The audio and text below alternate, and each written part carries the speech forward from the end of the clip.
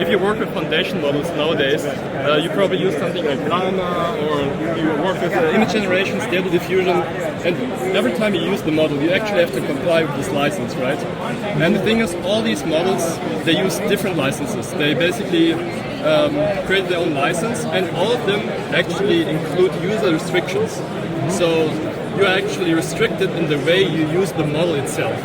And the thing is, since currently every foundation model uses its own license, it's extremely hard to actually use them, right? Because before you actually able to deploy them to production, you have to read the whole license, understand the law English in there to actually make use of it.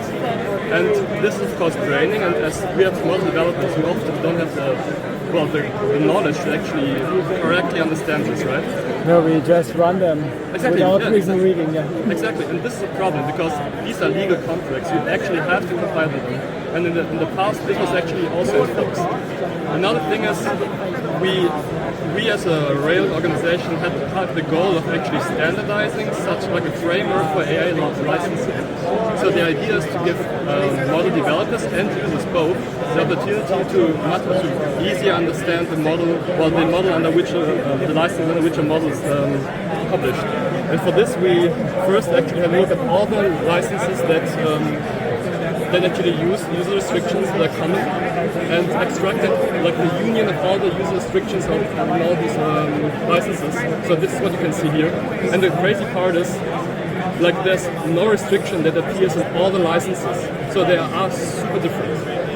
And this we took as a starting step to create a framework that's to standardize all the restrictions themselves and standardize the template text of the licenses. And we basically bundled all this in an application here. So you can actually go to this website here and generate your own license. So you start out by selecting what kind of base license you want. So this is like completely open source, only for research, or actually commercial. Then you can select what you actually want to license. You have the options to actually do the license the application, the model, or the source code itself in any combination. And the next step is basically having a look at the user restrictions. So you can really specify in what kind of way you want your model to be used. For example, if you know your error rate for specific situations in medicine are really high, you don't want your model to be used for cancer detection if, for example, it has like a weak point there. You can specify the model should not explicitly not be used for healthcare applications, for example.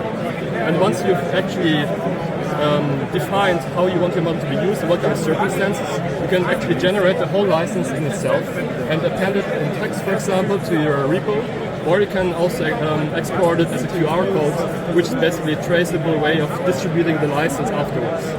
Okay, can it be somehow also parsed back to this, so that I actually, without understanding all the legal terms, know what was the initial setup?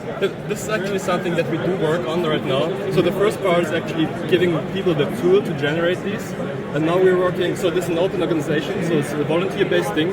And now we're working on actually maybe also visualizing differences between licenses and make it easier to actually understand it for the common model developer. And this is like the big goal, give people the opportunity and the possibility to use or develop the models the way they want and deploy them the way they want.